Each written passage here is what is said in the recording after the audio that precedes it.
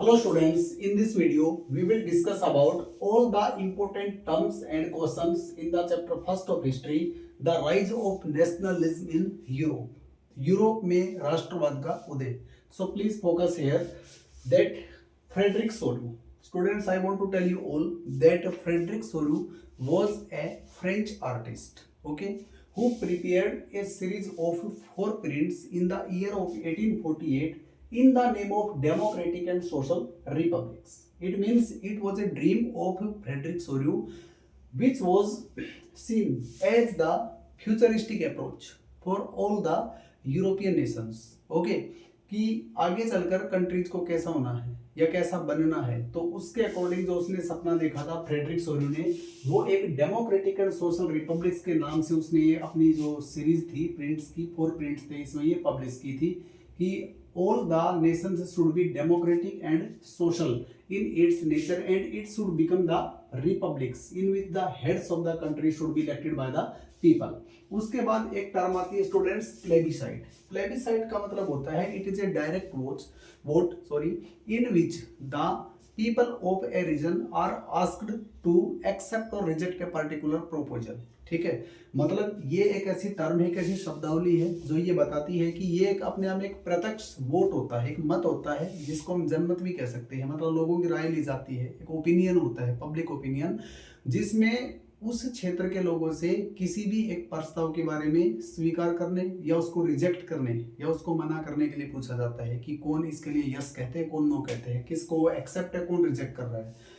उसके बाद आता है the first clear expression of nationalism. तो आपको मैं बताना चाहता हूँ स्टूडेंट्स की जो सबसे पहला जो राष्ट्रवाद की अभिव्यक्ति है, एक्सप्रेशन का मतलब जब लोगों ने अपने आप को इमर्ज किया था इस आइडिया के साथ कि भाई अगर if we are unite then we can do anything.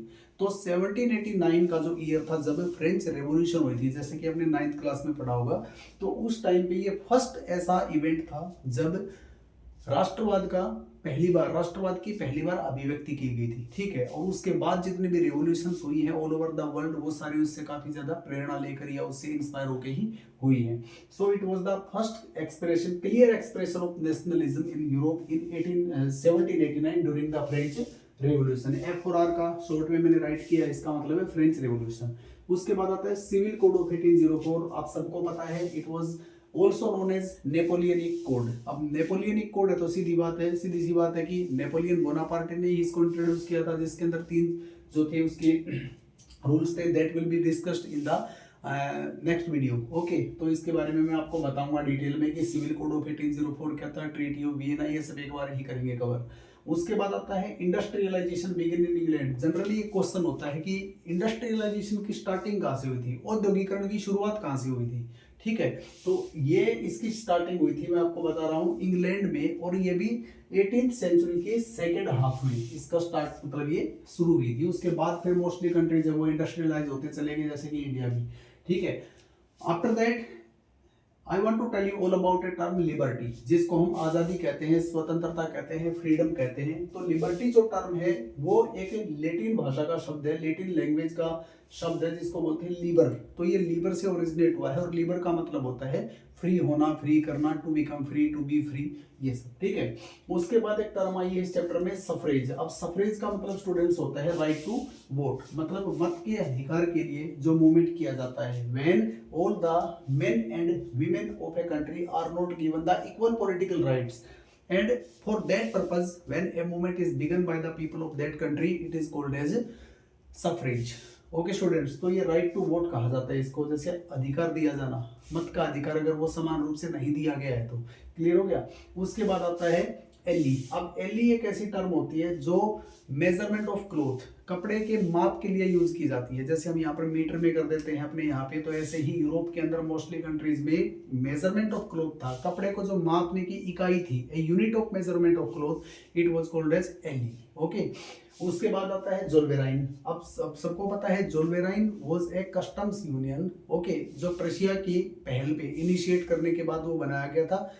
Okay, formed at the initiative of Persia and later joined bye most of the German states. बाद में मोस्टली जर्मनी के जो स्टेट्स थे, जो जितने भी राज्य थे, मतलब प्रोविंसेस थे, उन सब ने उसको ज्वाइन कर लिया था. Its main objective was to remove all the tariff barriers, ठीक है, एक्सपोर्ट इंपोर्ट के ऊपर से इसको टैरिफ्स को टैक्सेस को हटाना, और it reduced the currency unit of currency, we can say the number of currency in Europe from 30 to 2, okay 30 से 2 कर दी थी इसने रिड्यूस करके, क्योंकि इसका मेन ऑब्जेक्टिव था वो था कि सारे बैरियर्स को रिमूव करना और नॉर्मलाइज कर देना, ठीक है, इकोनॉमी को। आफ्टर दैट एक टर्म आती है कंजर्वेटिज्म, जिसके बारे में मैंने पहले भी आपको बताया है, जिसको हम रूढ़िवादिता बोलते हैं या रूढ़िवाद बोलते हैं, कि इट इज ए सोशल और political belief in which the people believe about the ancient civilisation, culture, institutions, ideas, views, cultures, ये सब। तो पुरानी रीति रिवाजों पे जो बल दिया जाता है, जो बल देने वाले लोग होते हैं वो कंजर्वेशनिस्ट भी कहे जा सकते हैं, और कंजर्वेटिव रिजाइम भी हो सकता है, ठीक है, एक क्षेत्र भी कंजर्वेटिव हो सकता है जिसके अंदर जो एस्टेब्लिश्ड पहले से ही जो रीति रिवाजें चली आ रही है, इंस्टीट्यूशन से संस्थाएं हैं, उनके ऊपर फोकस किया जाता है, ठीक है, रेदर देन द मॉडर्निटी। उसके बाद आता है ट्रीटी ऑफ वियना, ये 1815 में हुई थी, आप सबको पता है ट्रीटी ऑफ वियना, और इसने it was done to undo most of the changes that was introduced by during the Napoleonic wars, ठीक है, इसका मेन ऑब्जेक्टिव भी यही था। ये 1815 में हुई थी students, treaty of Vienna, Vienna की संधि जिसको बोलते हैं। कंजर्वेटिव रिजाइम्स, इसके बारे में भी अभी डिटेल में मैं नेक्स्ट वीडियोस के अंदर इसको बताऊंगा। Treaty of Vienna, Napoleonic code, ये नेपोलियनिक संहिता है, ये सब बताएंगे। उसके बाद आता है कंजर्वेटिव रिजाइम सेटअप इन 1815। अब एक ये इंपॉर्टेंट चीज है, जब ये ट्रीटी ऑफ वियना हुई थी, जब ये वियना की संधि हुई थी, तो उस टाइम पे जो नए जो कंजर्वेटिव रिजाइम से सेटअप हुए थे, जो रूढ़िवादिता के ऊपर बेस्ड जो क्षेत्र थे, कंजर्वेशन अपने आप में अडॉप्ट करते थे, ठीक है, तो वो सारे के सारे नेचर में ऑटोक्रेटिक थे। ऑटोक्रेटिक का मतलब होता है, ऑटो का मतलब क्या होता है, जो स्वयं, जो खुद ही मतलब अपनी चलाई, सीधी सी बात है, जो अपने आप में तानाशाही जैसा मतलब डिक्टेटोरियल मतलब रूल के ऊपर बेस्ड होते थे, ऑटोक्रेटिक होते थे, जो अपनी मनमानी करते थे, ठीक है। उसके बाद आता है जूसेपी मैजिनी। अब जूसेपी मैजिनी आपको पता है एक ऐसा नेशनलिस्ट था जिसका बर्थ 1807 में हुआ था और जेनोवा में हुआ था, and after that all the nationalists will be discussed in the next video students, and what was their role in the unification of Germany and Italy, ये सब जो आगे वीडियोज आने वाले हैं उसके अंदर इसके बारे में डिस्कशन करते हैं। Okay students, thank you for watching this video, thank you.